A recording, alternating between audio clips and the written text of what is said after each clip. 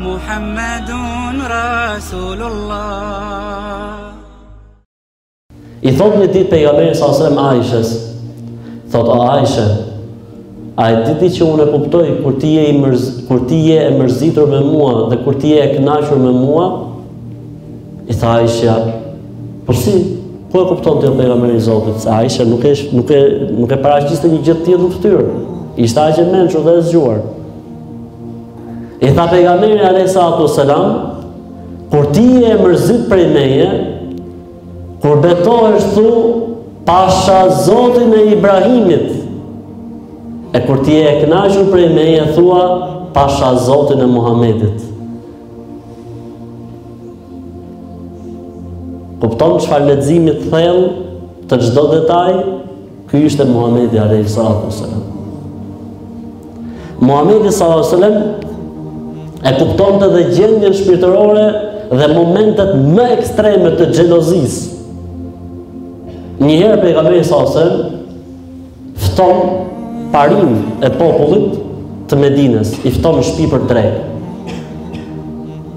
Dhe ishte dita e Aishës. Dreka po vonohej. Njëra nga nënat e besimtarëve solli një tepsi tavë të madhe dheu me ushqim dhe e solli dhe e vuri aty drejti. Mbasi ajo doli, për disa minuta futet nëna e besimtarëve Aisha radhiyallahu ta'ala anha dhe kishte ajo tepsinë e vet të ushqimit dhe e solli tek dhoma e burrave. Kur pa një tepsi tjetër, një tavë të madhe dheu aty drejti, i gjujti me këmbë dhe e thyu, e bëri cop dhe vuri të vetën dhe u largu.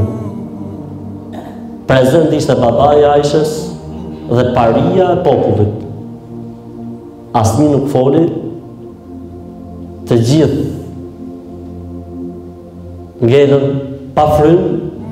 E pejgamberi i Zotit sallallahu alaihi wasallam që e merr situatën me të qeshur dhe thot: "Nëna juaj u bë xheloze, e po ka të drejtë. Aisha, duhet i sjellësh enën që dëmtove motrës tënde. Ju boft mirë burra." Ky ishte Muhamedi sallallahu alaihi wasallam. Muhammadun Rasulullah.